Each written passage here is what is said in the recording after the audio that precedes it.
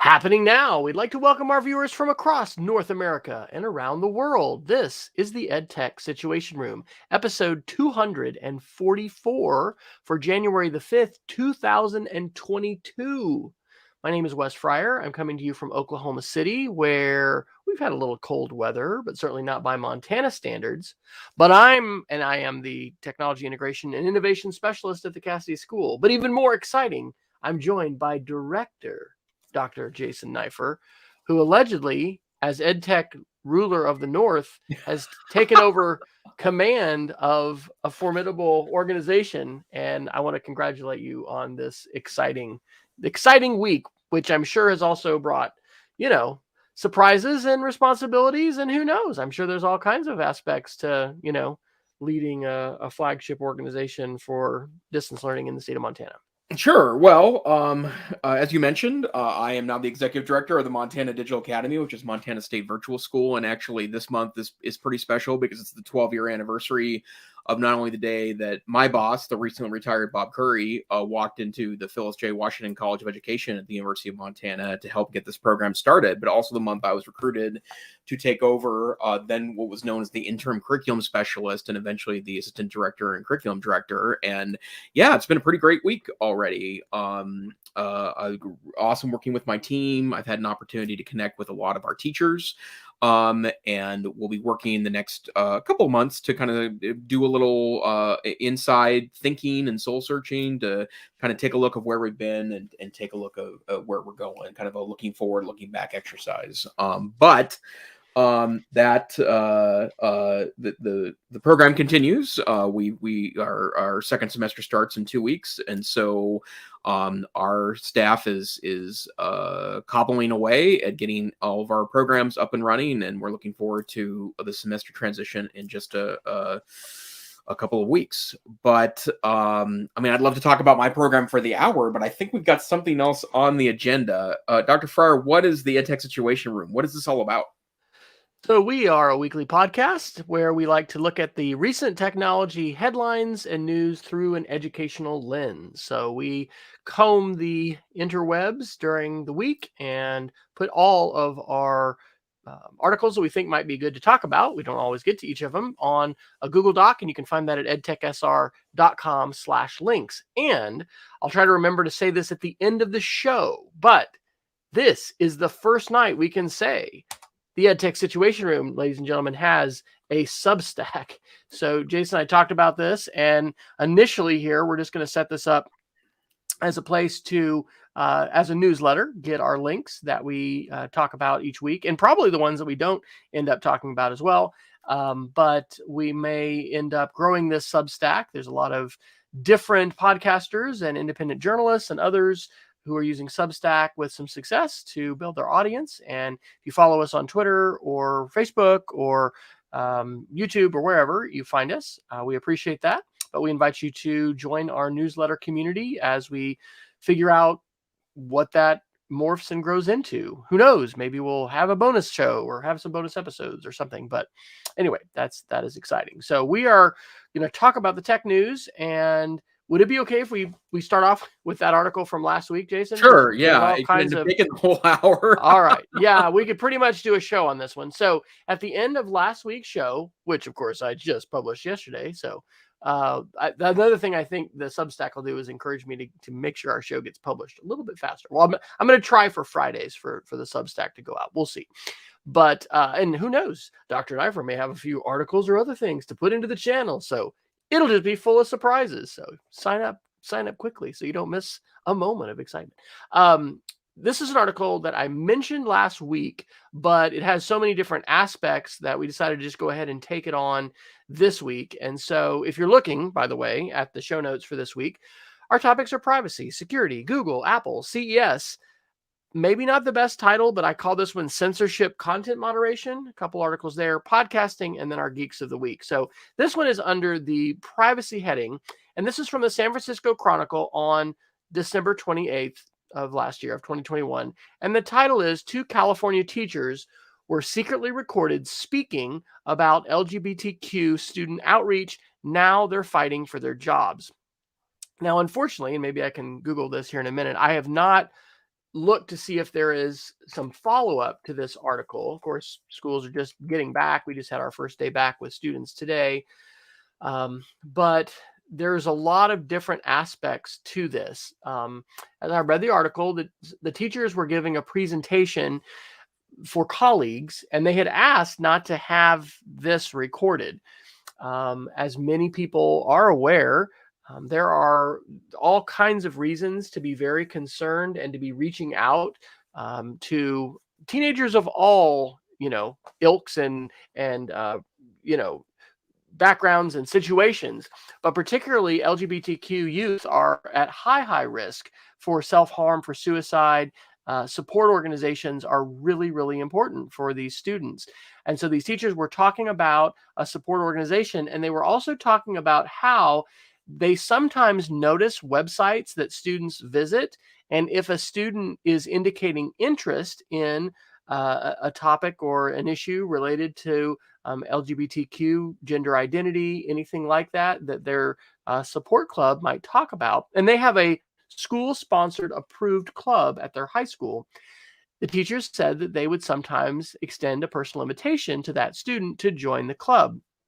Well, this conversation and this presentation was recorded, and it was sent to a journalist in the area who is known for basically really focusing on polarizing political issues, is a conservative journalist, and that person really, skewered these teachers, accusing them of impropriety, and caused an uproar. And now there's a question of whether, what's going to happen as far as their jobs and their positions. One of the things mentioned in the article was the question of whether or not, teachers can legitimately observe student, web behavior, websites and things like that. And they mentioned Go Guardian, which is a really powerful and I think really good tool for a lot of reasons. But one of them can be, taking a look at things that your students are doing and using that for monitoring. And so in the article, to the credit of the journalists and those involved, they point out that yes, absolutely, teachers are within their rights to be able to observe. It's like walking around the room, right? You can walk around the room. In fact, you should walk around the room when your kids are, using devices and on the internet and doing different things, kind of checking out and seeing what they're doing. So I thought that was an important piece here to recognize that the use of monitoring tools by schools, by teachers, is very much legal and very, defensible and legitimate in this context of what we're talking about here. But then the other thing is, we really, and this is sad, but we really should assume whenever we're giving a presentation or just we're talking, and I'm not going to say at all times, but when you're talking in a classroom, when you're giving some kind of professional development, things can be recorded, and they sometimes are, even surreptitiously, even when people request that they not be recorded. We could swap a lot of stories with a lot of teachers about, situations where things have been recorded, and sometimes I think that can actually be good. I think, policemen and police officials having body cams and things like that, I think that's frequently a very positive thing, to have things actually documented and recorded and evidence of things. But in this case, it sounded like this was very, very unfortunate. So, Dr. Neiffer, do you see any issues at all of interest possibly to our educational audience from this article? Well, I guess I'd start with that. Although I would agree the teachers have a right and maybe even a responsibility to monitor internet traffic, I think you need to be careful about your motives in doing so. And I would say, like, curiosity searching, like just being curious about what they're searching about, I think crosses a line in a lot of different contexts. And I don't care why they're doing it. I mean, I guess, I did get an impression that they were curious about maybe students' mental health, for example. I would say that's not a terrible motive, but I still think you need to be very careful about utilizing tools in that way, in that context. And I'm not sure if I could totally defend that as an administrator, for example, a teacher doing that. I don't really care what the context is. You'd have to have a reason to do so, I think, or you are just simply, monitoring for appropriate use of the internet. And I do think that, we are in a hypersensitive environment right now from the standpoint of use of the internet. I think the internet is still very controversial for a lot of folks, and we have filtering in schools in part because we don't want students to see things that we find objectionable. I think the problem becomes, though, that I think the monitoring of internet becomes the same level of controversy as filtering the internet, and something we haven't talked about much on this podcast. But one of the things that Dr. Fryer and I connected on very early in our friendship was that we both are advocates for balanced filtering. That there are a lot of ways that filtering can become a decision that is made maybe arbitrarily to deny students access to content that I think should be freely within their purview. And it's usually done under the notion of safety, which is certainly not an invalid concern. But where do you draw the line? And I think that's the problem with the context of this story, is that I think it's easy to get pulled away by the LGBTQ plus component of this, and then ends up in the hands of a conservative author who then turns it into a narrative where teachers are stalking. Unfortunately, that was a word that the teacher used in this context.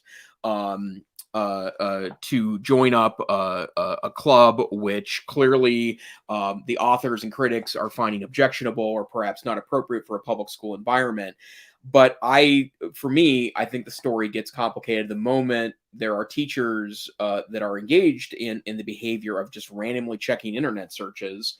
And then I would also say too that you need to be super cautious whenever you're in a professional context, or that your words matter, and that how you're presenting something or talking about things does very much matter. And as someone, along with Dr. Fryer, that frequently presents at conferences, at least we used to before COVID, and will someday again, I think it's important to remember that you could be recorded, and that you want to make sure your advocacy is something you feel comfortable saying in really any context. And I don't know enough about the situation. I did look for a follow-up to all the articles seem to be about a week old, which is the same age as the San Francisco Chronicle article that we're citing as part of this discussion. So there doesn't seem to be really an update here, but there are just so many layers of this that are very 2022 in their origin, right? Like this notion of kids working in a virtual environment, so everything's internet based. Tools being utilized by students in schools to monitor students, which may or may not be appropriately used in this context. And I think that it goes back to none of this stuff happen or should be happening by accident. Every time you do something or utilize these tools, they should be purposeful and with the best nature of teaching and learning in mind. Yes. Now, something strange, and thanks to Peggy George, who's in our chat room, as often she is, she's getting a message that she has to subscribe in order to see this article. So it's weird. I'm not seeing that, and I'm not logged in. So I wonder if that's something weird about Peggy's location and IP address, or what that is. Yeah, that's odd. Yeah, and Peggy tried with ad blockers, didn't seem to make a difference. And I wonder if it's browser. So that is strange. I originally had thought, hey, this is a Washington Post or a New York Times article, which, by the way, I subscribe to both of those. And I do like how you have gift links where you can give a link that then when anybody clicks it, they don't have to subscribe. They can go see it. But this, anyway, doesn't seem to fall into that category. I want to suggest that this is a fantastic article to use in professional development and conversations with teachers. And one of the ways that this could be utilized might be in kind of a see, think, and wonder. We do that a lot with videos, but just to draw out the different issues and the different things to discuss here. It will be really helpful, and hopefully we'll get some follow-up to this to find out kind of the next chapter. But it certainly highlights realities for today, this could be something, if you were going to use that in a professional development context, that you might partner with your school psychologist, your school counselor, a school administrator, talking about that, because there's also important privacy law involved. One of the things that is cited in the article is that California law does protect students' right to privacy in gender identity and in any activities that they participate in that is based on that. So, a teacher would be breaking the law in California if they would out a student, based on their attendance or participation in a club like this. And it's very unfortunate that the conversations around issues related to gender identity, transgender, LGBTQ identity, any of that is so heated that the stakes can be really high, not only for the students, but it could also be high for the teachers. So, I mean, I want to just personally commend teachers who are involved in supporting, clubs and groups that are reaching out to students. We have a high school senior now, and the stresses and pressures that have been on teens since time immemorial, are really high and really, really big. And anybody who's had children or taught children, knows that technology can add some additional layers to that. I think some of that can be beneficial, but there can also, definitely be really difficult, aspects of this as well. So I just think that this article could be a catalyst for, I think, some really healthy and good conversation. And it may not be where at the end of the day, you're standing up and saying, this is exactly, what they should have done or should not have done. But we can certainly say these are some realities. And even though, yes, this is California, this is the Bay Area, I mean, this kind of thing can probably happen in just about any school in the country. We are not currently using GoGuardian with our Chromebooks. And full disclosure for our students, and who knows if they know this or not. Sometimes students believe you have, vast IT powers that are just incredible, but we don't have a tool like that. I wish we did. When we were using iPads, we had Apple Classroom, just the ability to simply glance and see what happens to be on a student's screen. I mean, things happen so quickly in a one-to-one classroom as far as things that are up on the screen and off, and you can't police, and we shouldn't expect teachers to police student behavior at all times. But I do think that kind of monitoring software can be really helpful. And part of what it does is it creates a perception of accountability, which is important, right? The sites that we visit and the things that we do, particularly when we're on school devices and we're on school-owned devices, there is a difference there, but we can be accountable for things we do on any device. Those are important conversations to have. So a good article, and something that if you have thoughts or feedback on this, or maybe you find a follow-up article, please reach out to us on Twitter, shoot a link to, it's actually probably better to use Jason or my normal Twitter handle. We are checking the EdTech SR every once in a while, but not as much as we are our regular Twitter handles. That is so weird. Peggy she's tried 3 different browsers and can't. All right, Peggy, I will put it into a Google Doc and put the link in. So I will give you the link that way. But that is completely bizarre, because it's weird. I don't think I'm doing anything different there. All right. Well, as I do that, Dr. Neiffer, where would you like to go next for tonight's Well, discussion? let's cover these other privacy links. First, I think I may have actually tweeted this earlier. The Duckduckgo is working on a privacy-focused desktop browser. And one thing, well, first of all, if you don't know what Duckduckgo is an alternative search engine, and it is a search engine that tries to be effective, but doesn't provide any tracking of links, and doesn't try to monetize your data. You don't create accounts on Duckduckgo, and you are not tracked according to their website. And they do have a really great mobile browser on both iOS and Android that's a privacy browser. And I will say that even though I'm not a huge fan of DuckDuckGo, Actually, that's not entirely true. I don't generally defer to DuckDuckGo as a browser because I find that although it does most of the standard browsing just fine, if day-to-day browsing, it's okay. If you really are trying to find something very specific, it sometimes struggles a little bit, and I think the results aren't as effective as Google results. But their privacy browser is really interesting because it also has built-in tracking blockers, and will actually show you if you look at the settings, like which websites it blocked tracking for you. So if you want to do searches that you don't want come back and kind of haunt you later, and I'm not talking about things that are even nefarious. I'm talking about if you're shopping for tents, for example, and once you buy one, you don't want to see a tent ad every time you open up a website for the rest of the year, which I know is certainly my experience, that my shopping tends to come back over and over and over again. Or if you are searching for something that's more sensitive or personal, that not having that blocked is great. But the desktop privacy options, certainly you can use some of the more privacy focused browsers, and there are lots of Chrome derivatives and Firefox options that attempt to be more private. But I think it's really great news, and I probably would have that on my desktop to do searching. And to have a desktop-based browser is great. The one thing I would also note from The Verge's article is that instead of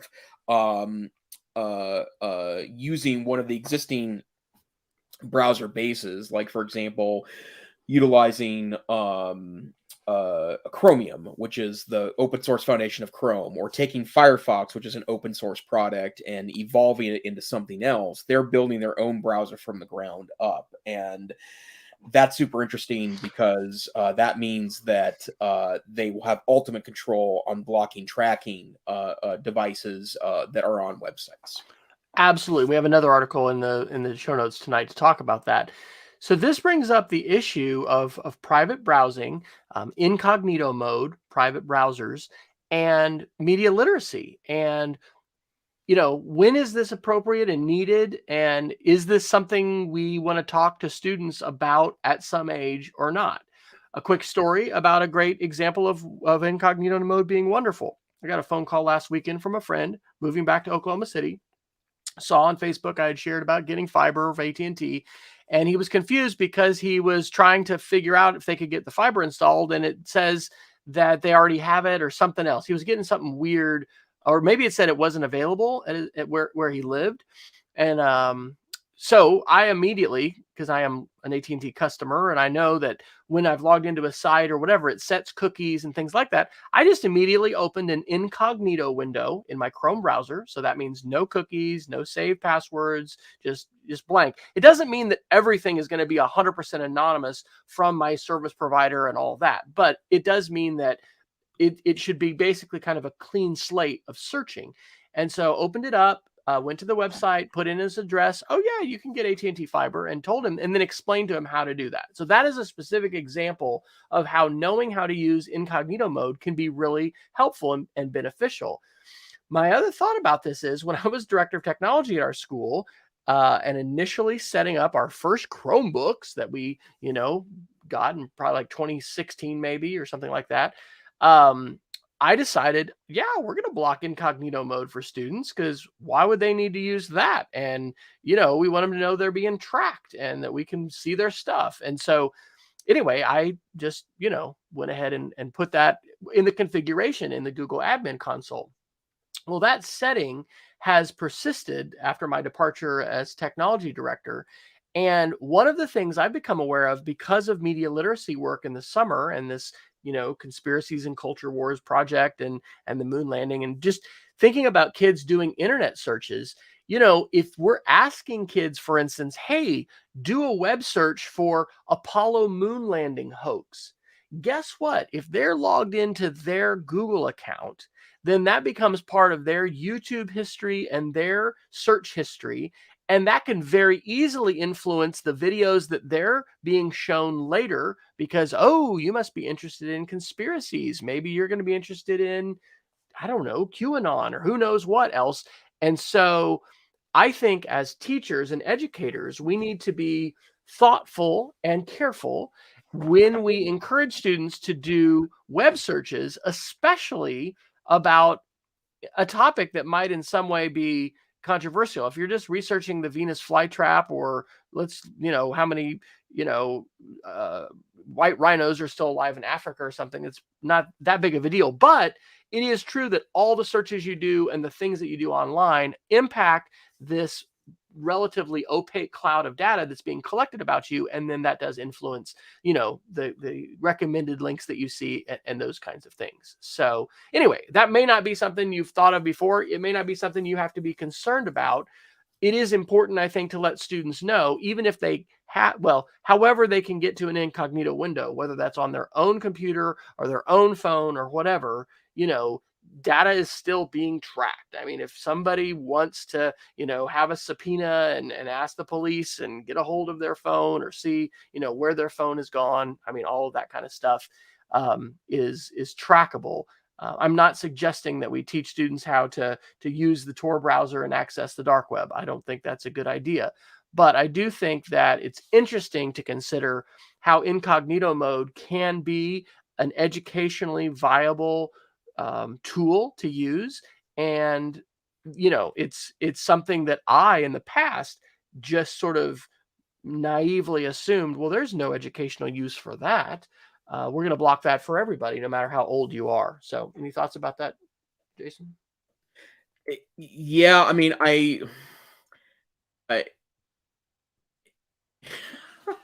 I'm thinking, I like my mind's going down a rabbit hole, but yeah, that's totally the quandary, right? And I the big picture for me is that it's a shame in 2022. By the way, I keep saying 2021, so the fact that I'm saying the correct year is good news. In 2022, that we have to teach kids about how to artfully dodge tracking, right? Like this, but we don't really have a choice. And in fact, a lot of adults don't get this either, right? And this ends up kind of evolving into a tech correction a discussion, because the bottom line is that um, uh, all these concerns, that you're speaking about, are all related in the end to the fact that we've created a real monster of privacy in the last 25 years in the evolution of the internet. And I do think that relief is coming, and I do think that we are starting to have some of these tough conversations. I just don't think it's going to be fast enough for us to not lose a lot in the process. And so the best way to deal with that is to teach your students, if you're in context of a teacher, but members of your family, your friends, people from community organization, your church, your local sports teams that you follow, fans that you follow, people that are in your community. Like, obviously these aren't discussions that you're going to have, in casual conversation, but letting people know that there are ways to safely use your devices in this context. Explaining that a privacy browser might be really useful when you're searching for sensitive topics, or especially when you're shopping, and then thinking about the implications of all this for your students and yourself, I think is extremely important. And there's no shortage of controversial things about the internet. And as we're talking about schools, you mentioned, Wes, the notion of searching for moon landing conspiracies, and then suddenly getting sucked into kind of conspiracy world, which the internet is full of that. I really do think that it's an important part of the way you should be designing lessons, the way you should be engaging with the internet, and having a little bit of, I guess, for lack of a better term, it's not paranoia, it's careful careful well, maybe it's careful paranoia to when you approach any of those pieces. Well, these are good conversations. Surveillance capitalism is what we're talking about here, that we have Yeah. as a predominant model. And I think considering developmentally. I don't know if NCCE or ISTE, has taken this on, for standards. When do we help students, and to what degree do we help students, understand that surveillance capitalism is the economic model that is undergirding a great deal of the social web today, and how does that overlay with rights and responsibilities? Man, those are important issues. So yeah, when we talk about privacy, we talk about digital citizenship. One more article that we have, and this one is a gift link for the Washington Post. So Peggy, hopefully you will not have a trouble, and anybody else. This is like, oh gosh, that's a super long link though. I'm gonna have to shorten that link, I think, because it got cut off. Okay. All right. So the headline, and I'll do the shortened link here in a second to the gift link. This is Washington Post on December 22nd, right before Christmas. Americans widely distrust Facebook, TikTok, and Instagram with their data. Poll finds pulled between not trusting some tech companies and still wanting to use their products. People look to government regulation, according to a Washington Post Schar School poll. So, listening to this poll and this kind of article, it kind of echoes a little bit what Jason is saying in terms of optimism, that, yeah, it looks like, we're going to have some regulation, and there's going to be, some change in the landscape. I don't know. I think I'm a little bit more pessimistic, just because I'm more broadly pessimistic about political change in the United States. Yeah, And especially right now. this issue, along with, healthcare or immigration or gun control or all kinds of things, it just doesn't seem like meaningful legislation and meaningful action can be taken. I'm really personally interested in the privacy agenda. I strongly believe that we need some updated privacy laws in the United States. I want to more actively seek out, and I think we might talk about an EFF Google article actually that kind of touches on some of this, like what are good advocacy platforms for folks who are really concerned about privacy, who's proposing reasonable privacy legislation, and how can we get behind it? How can we help our own, elected representatives know about it, know about our support for it, etc. And so I think that's something I want to, be supporting more in the future. But, this kind of article, which we're seeing, and we have seen with more frequency, especially I think since Frances Haugen, the former Facebook employee, whistleblower, testified before Congress, towards the end of last year. We're talking about, is this going to lead to some kind of change? The Social Dilemma was the Netflix documentary that was released last fall, and the Center for Humane Technology is one of several organizations really working to try and keep this at the forefront of people's attention, so that we'll see, some meaningful change. And it won't be just like, yeah, well, another data breach. Yeah, well, another privacy issue, another day, another dollar, another fine for the companies, but we're just going to keep on with businesses as usual. So the fact, though, that perceptions are shifting so much, could mean that if we have some politicians and interest groups that propose some legislation, that people really might get behind it and support it. And we do have, for different reasons, across both aisles of the partisan divide here in the United States between Republicans and Democrats, we have folks, wanting to have some greater regulation on tech companies, some more protection for individuals, different reasons that people are wanting those things. But perhaps there is reason for some optimism. But I think these, again, are great topics to talk about with students. Last week's show, we talked about, free speech and how that needs to be situated within civics, and discussions about rights and responsibilities in government class. I think that the role of regulation and the rights that we have, or want to have, or perceive that we have, might not have, if you read the law. Those are all great things to be talking with students about, and students could be doing projects and doing research about those kinds of things. So I know we've got a junior level American history, American government, or American history and American literature class that has launched this year, and big tech was their first big unit that they taught, that they Wow. they tackled, and it was a great one to tie into both literature and prognostications of future dystopias and surveillance and things like that, and then just current events of what people are doing now and how things are being used, and possibly how government regulation should step in, or how we also might want to make changes individually about the platforms that we use or don't use and the ways that we use them, so that we can be doing things in a more informed and not hope maybe less harmful way. Yep. All right, we have taken half the show with our privacy articles, but hey, you know what? Sometimes that's how we roll. If we could, I'd like to go to that Google article. We've got actually a number of great Google articles tonight. Yeah.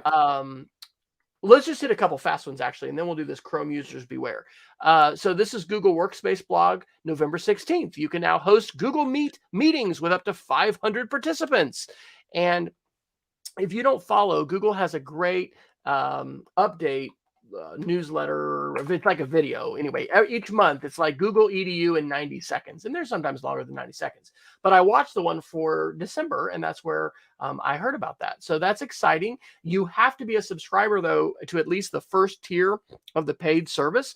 We've talked about on the show before that Google has reached a tipping point that I think maybe some people had anticipated for a long time, which was they're not going to give away everything for free forever. You can still get free Google Drive and free Gmail and all of that as a school, but there are certain services that are now going to be premium, and so when you are at that tier above, that first paying tier, then that allows you to have these large Google Meet meetings. So that could, impact your school. I'm not actually sure. I should know this. What the previous? I think it was the previous limit 50, or do you know, Jason? Did you run into that upper limit before? We haven't. I want to say it was even like as high as like 150, but oh, was it? Okay. Yeah, I mean, but 500 is both really impressive and probably not all that useful all the time. But one could say that you could host, for example, if you did have a virtual schooling day or week for whatever reason, if you wanted to hold like a class meeting or something, right? Like all the freshmen come and to that piece, it'd be kind of fun to do if nothing else. This one, here's another Google update. This was Google 9 to 5 on November 5th. Google Assistant no longer offers your news update audio digest. This is a little bit less schooly EdTech as it is just personal, but I love my Google Assistant. I say, hey, G, what's the news often? And I noticed in the last 2 months, like, I'm not getting the same rundown of news or what's going on. So, of course, I Googled it. And for some reason, I don't know why they've done this. They're not offering this your news update.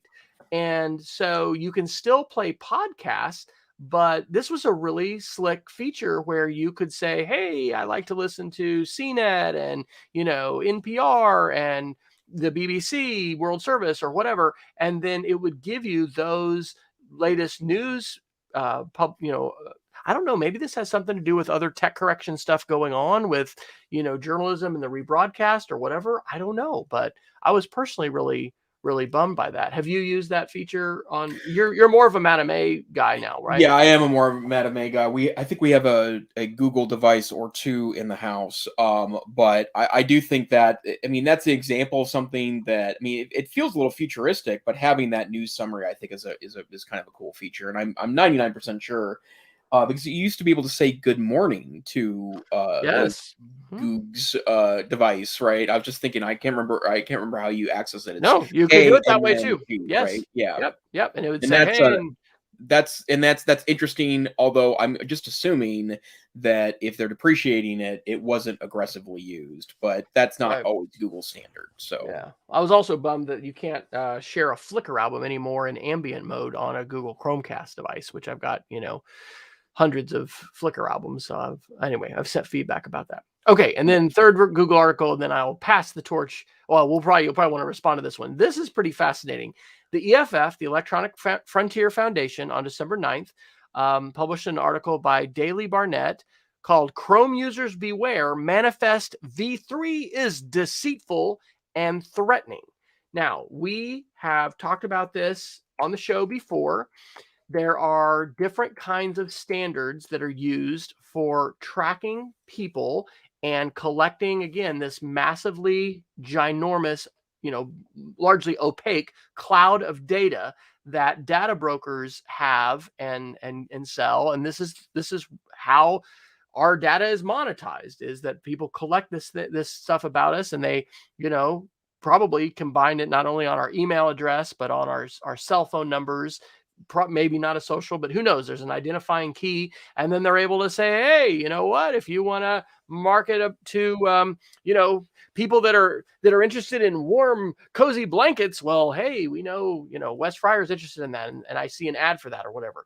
So Google has been working through the Chrome browser on a new system to do this. I'm going to do my best at trying to share what I understand.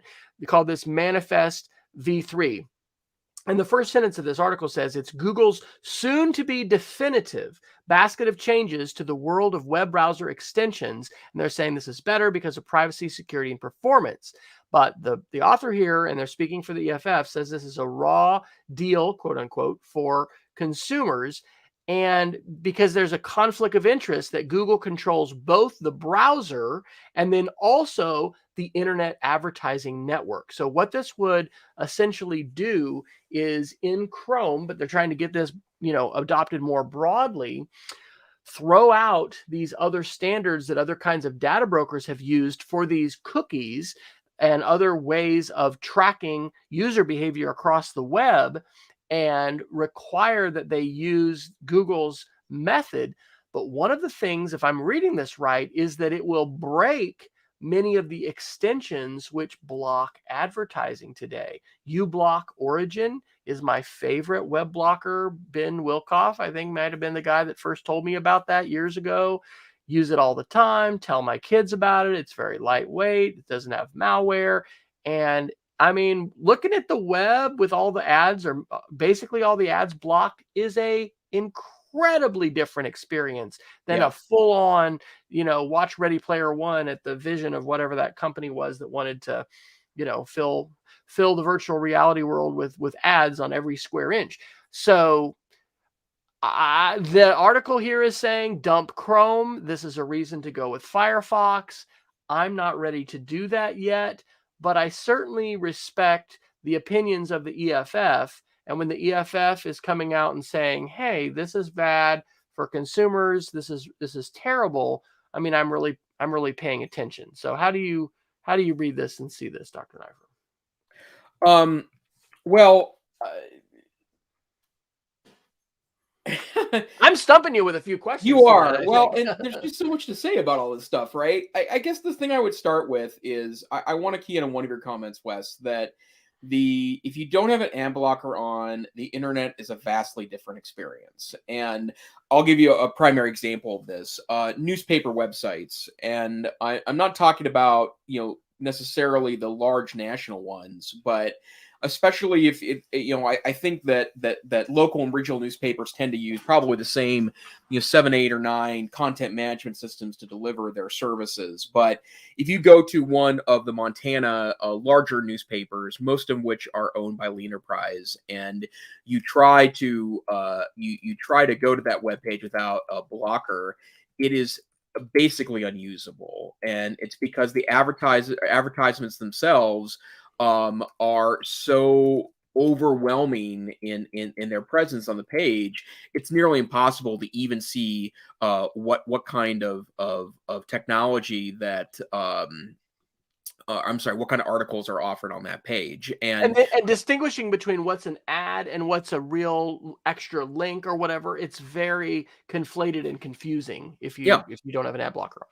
Yeah, absolutely. And one of the things that if you are in the land of ad blockers and you haven't unblocked on, let's say, your local newspaper recently, I mean, I just did this right now to be able to speak of this with a little more authority. But I went to a local newspaper that I actually subscribe to on and off. It's not my local newspaper, but a prominent Montana newspaper that I've subscribed to in the recent past.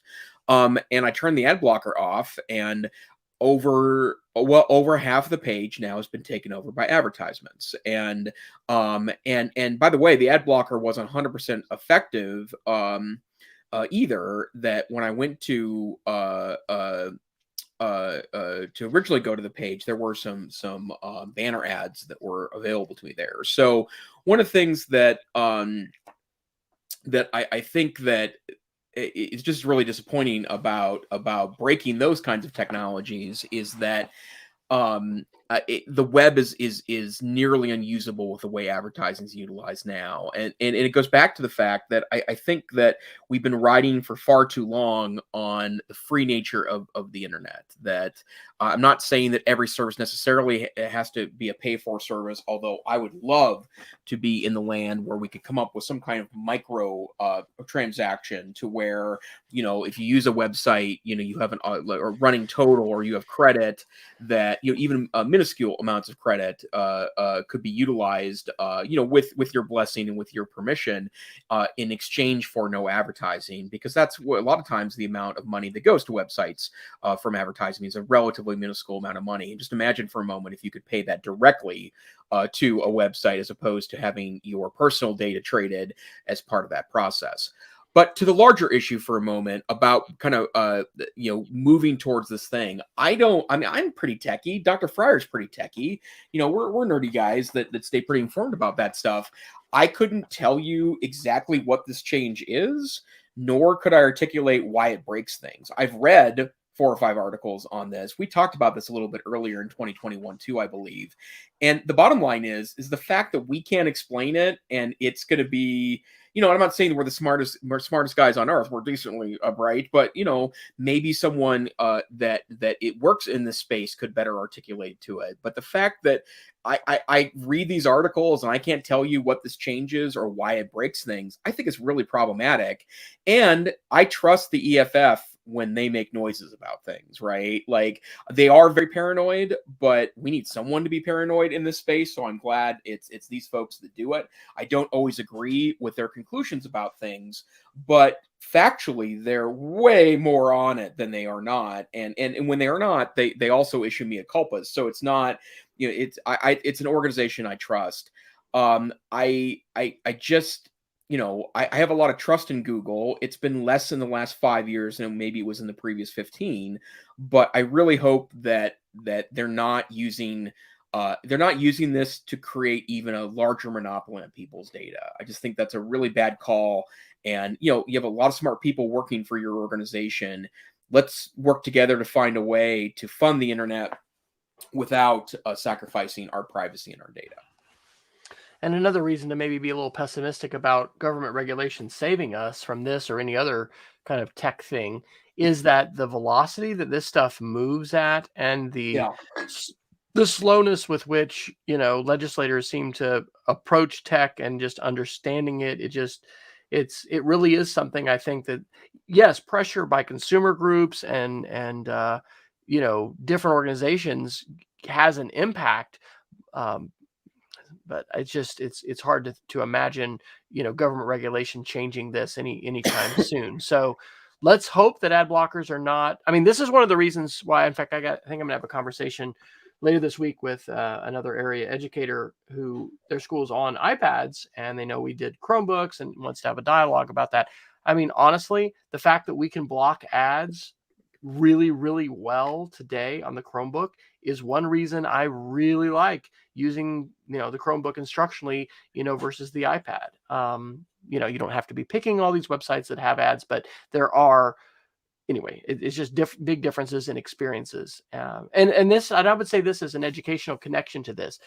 If you haven't done this with your students, as far as looking at an assignment, if you're viewing the web through an ad blocker, and you're sending something to students, it's worth turning it off and looking at what the difference is. I've had that happen in some lessons, like, wait a minute, what are you looking at there? What? And then realizing, oh my God, because we don't force our kids to have extensions installed like uBlock Origin. I tell them about it and encourage them. And usually a lot of them put it on when I explain what it is, but we don't force them to. And so I've had that experience in class accidentally where it's like, oh my gosh, I didn't realize that website was so, you know, unusable because, like you said, Jason, of all the ads. So it's something where we might be making assumptions that everyone's seeing the same web that we're seeing, and that is definitely not the case if you're using an ad blocker and somebody is not. So absolutely. All right, well, hey, we have some more Google articles, but where else do you want to go? I've kind of taking charge of a lot of the articles tonight. So we've got 10 minutes. Yeah, let me do two quick Google articles. One of them is Chrome Unbox reported, I think it was today, that CES is going on. It's much more muted this year because most people didn't show up. A lot of people are participating virtually. The other problem is that, CES, the Consumer Electronics Show, sorry to be jargony, the Computer Electronics Show, which happens in Las Vegas at the beginning of every year. And usually it's a good preview on what's to come. But the problem with it is that a lot of things here are dreams at best. Sometimes they'll show up with equipment that's very interesting, and if it doesn't get the audience reaction they're hoping to get, or in some cases if they can't get the manufacturing right, that these become what's sometimes referred to as software as vaporware. It didn't really exist in the first place. But one of the things that is being talked about is that Google made some announcements at CES, and one of the things they're going to start working on, so we've talked about a little bit in the past, is they're trying to get Android to work better amongst devices, and this would also include Chromebooks. And Better Together is the name of their initiative. An example of a Better Together initiative is that if you get on a Chromebook and you have an Android phone, and they're both relatively new, then you can automatically hotspot to your cell phone from your Chromebook. And it's not quite as elegant as the Apple version of that same technology, although I will say that the Apple version isn't as consistent either as I wanted. It's a little ham-handed sometimes to do it, not quite as one-button click as I want it to be, but they're working on things like that. So, for example, handing calls off between your Chromebook and your Android phone, or pairing a Bluetooth device on one of those two, and then having it seamlessly move from one to the other, which is one of the wonderful powers of the AirPods on the Apple side, is that they automatically, once you pair them to any of your devices, Apple devices, they're now available on all Apple devices, and it can seamlessly, although it's still a little wonky, move from device to device. So I think that's really interesting, and it's glad to see that Google's working on the ecosystem there, because I think that's one of the biggest powers of the Apple stuff. And then one other video that's actually, and I tweeted this out earlier, didn't notice it was 6 months ago, and I hope we didn't already talk about this, but there's another great article that has a video from Chrome Unbox talking about how cheap Chrome devices are getting better and better, and some of the newer chips available, so I'm talking about like the Intel Celeron N5000 and now N6000 series, are themselves fast enough that even as a power user, you may be able to use a relatively low-end Chrome device for $100-$200 as a daily driver, even as a power user. And one of my biggest criticisms of the Chrome operating system environment has been that just because you can make a low-end device that kind of works doesn't mean you should make a lower end device that kind of works. But that's been one of the powers of implementation of Chromebooks in schools, is that you could truly go one-to-one or buy classroom sets of these devices for a lot less money than their Microsoft or Mac counterparts. And since they're guaranteed to get updates for 8 years, that's a pretty solid investment.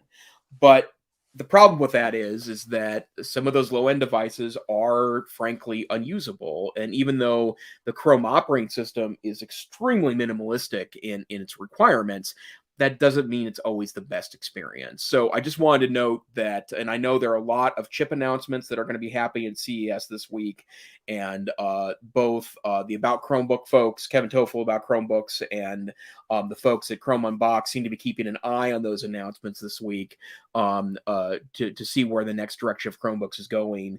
I do think that there may be reasonably priced Chromebooks that are fast enough that even power users, or maybe even your advanced students that are using their Chromebooks, as a power user, might have a great experience even with lower end machines. Would you mind picking up that podcasting article you were linking? Yeah, this one's another really interesting one too, and talk about another rabbit hole. The Verge reported yesterday, and I think it's part of a really great newsletter called Hot Pod.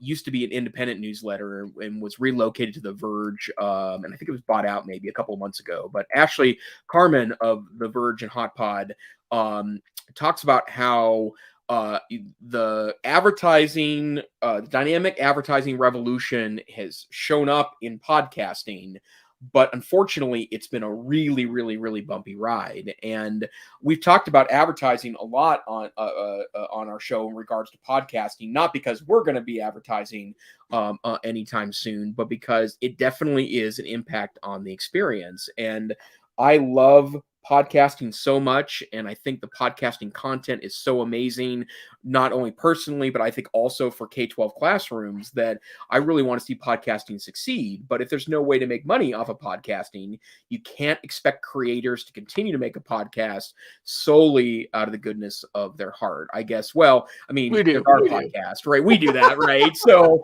we do that really out of soul. I haven't seen that huge sponsorship check show up from anyone yet. By the way, private message me, vendors, if you want to send your stuff for me to review. So the bottom line is that the best way to do this, and there's trade-offs here with your privacy, is to have dynamically inserted ads into content. And the problem is we're heading very aggressively in that direction, but the technology is relatively unproven. And there was an example of this. There is and I think this was on I think this was on the Spotify podcast ad network, and otherwise known as Span. But apparently, they gave two examples. A science podcaster wanted to, or has a science podcast, and specifically barred ads from oil and gas companies. Didn't think they were appropriate, didn't want them. And sure enough, has his ad, or has his podcast, and two companies, BP and ExxonMobil, were inserted into this podcaster's program, and he or she was obviously very angry and went and asked about it. As it turns out, these ads were filed under other, and elections and other, and not in the appropriate categories of oil and gas companies. And then perhaps more troubling is that there was a podcast aimed at kids where an ad for the television program The Sex Lives of College Girls was dynamically inserted, which is also obviously hugely problematic. And it goes back to the fact that it's just not 25 years ago television anymore, right? Like, there isn't a lot of these decisions get made dynamically by algorithms and by kind of mass content production houses. And we have to be careful, right? And I know that I've seen ads. It's been a little while since I've been in a K-12 classroom, but I've certainly seen ads before that made me blush a little bit back in YouTube days, when I would use a YouTube ad in the classroom. And the bottom line is that the controls aren't very good. And I think I don't know if it risks podcasting as much as it is just makes it complicated, but I thought it was a really interesting article about that particular question. Absolutely. Peggy George is mentioning a podcast she loves called Sisters-in-Law that has 4 female lawyers, and mentioning how she loves how they personalize the ads. And I like that too. I've enjoyed. It's weird. Are you hearing what? Echo feedback just started? That's weird. Okay, it stopped. StreamYard's like, hey, you're almost to the hour. Maybe that was my clue. Some of my favorite podcasts as well, I really don't mind the ads. No Dumb Questions, which is by one of the co-hosts is Destin, who does the Smarter Everyday podcast. They do a great job of that, and I think because they hand select the products that they do, and they are clever. And anyway, I just kind of like enjoy the ads, which, by the way, is the dream of advertisers, is that you're going to reach people that actually want to hear that message and hear it in a way that people like to hear it. This reminds of last week, and I named the show. We're trying to find little cute 3-word names. Called it Bad Idea Alexa. Algorithmically, Madam A, recommended this very dangerous challenge that involved electrical plugs and sparks and fires to people. And it was something that someone had coded, and it went awry. And so what you're talking about here with podcasting ads going bad is kind of the same sort of thing, is where an algorithm is set up and there's not enough, human involvement in checking it. I mean, there is, to the extent that, hey, this has been discovered and hopefully things have been fixed, but there's always going to be ways for people to, hack systems and change things. Sometimes there are going to be unintended consequences. Sometimes it might be people purposefully, choosing a different category or whatever, and, getting their ad in there or whatever. So, Yep. I do hope, on that note, that we, we'll do a little iteration and exploration here. Setting up the Substack is, going to be an experiment. We'll kind of see. I mean, I pay a little hosting cost every month, and I'm actually still dealing with a little bit of that residual hack. When you have like 30 or 40 websites on a virtual private server and the server itself gets hacked, kind of yucky. So anyway, it's not a bad thing to think about, how to possibly, we're not going to be quitting our day jobs, but how we might monetize in some small way this podcast. And, love podcasts. I'm so thankful for podcasts. Our daughter, who's 18, has started to get into listening to some different podcasts. It's just such a great format. And I think that it's just still in the beginning days, right? I think if you think about the internet and those early days of Web 2.0 and not very many people were blogging, there's upsides and downsides to having so many more people involved on the web. But much like, the web today and of user created content is radically different than it was, let's say, in the mid 2000s. I think podcasting is still in a very, very early stage. And so, the algorithms are going to continue to work on. And I think that there's a really good place for advertising. I think it can go too far, and it can be crazy and bad. Watch Ready Player One if you want to see a fictional, view of that dystopian advertising environment of what that can look like. And maybe Facebook's building it today with Oculus, who knows? But that's the metaverse, right? So hopefully the metaverse is not going to be completely filled with ads. So these are good issues to discuss. But alas, Dr. Neiffer, I think we have gone past the 1 hour mark, and we probably should share some Geeks of the Week and get out of here, so we don't keep people too much longer than the hour that normally they expect from us. Yep, that's a good call. Mine's really quick. It's an amusement more than anything else. Mapcrunch.com. Mapcrunch, you go to it, and it will send you to a randomly selected Google Street View. So I think it's Google Street View. I will say I especially wish this had been around a little more clearly when I was teaching social studies back in the day, particularly world geography. I think it'd be wonderful to drop in on Street View in places around the world when talking about other locations. But this will send you to literally a random spot on Street View. We'll tell you the location as well.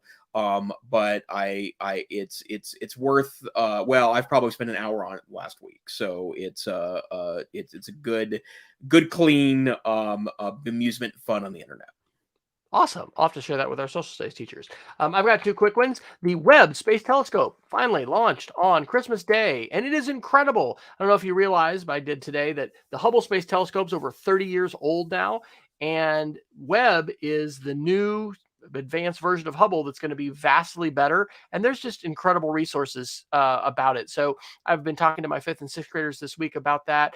Have a bunch of links to some different videos.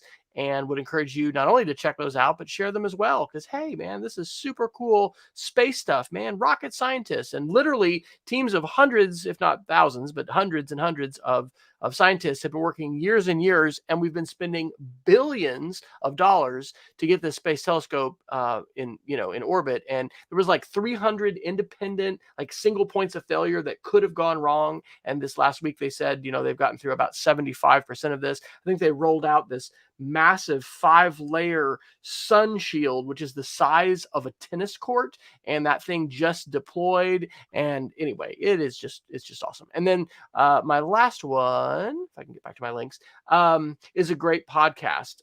Now, if you're wanting to be inspired and get really optimistic about the future, you can just skip this one.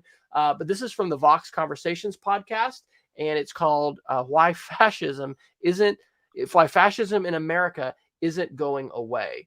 And so this is an interview with Jason Stanley, who is an author. He's at Yale University. He wrote a book called How Fascism Works, The Politics of Us and Them, that was published in 2018. So it was fantastic and really connected some dots for me related to politics and the ways that, technologies are used and just a lot of the things that we see happening in the political landscape, both reflected on social media and in other places. So this has been the EdTech Situation Room. Jason, where can people find your ideas and shared thoughts when we're not here together on a Wednesday night? Best place to find me is Twitter, Tech Savvy Teach. And yourself, sir? I am W. Fryer on Twitter, and my website, wesfryer.com, has been updated as I am still applying for some jobs and hope to have an announcement, as Dr. Neiffer has been able to share recently, perhaps about some new employment and a new, maybe a new place for us to live. We are seeking new adventures this year. So you have been listening to the EdTech Situation Room. We want to encourage you to subscribe to our Substack, which you can find at edtechsr.substack.com. But that link and all our other links to YouTube and Twitter and our Facebook page, you can find them all at edtechsr.com, where you'll also find small 32 kilobit MP3 audio versions of our podcast, along with a smaller and compressed video version. But you can find us anywhere you find podcasts curated. And we encourage you to not only check out the show notes of this episode, but also the other links that we have. But hey, Substack is now going to be an easy way to get those in your inbox every week. So until next time, we encourage you to stay savvy, stay safe, and keep listening to podcasts. Good night.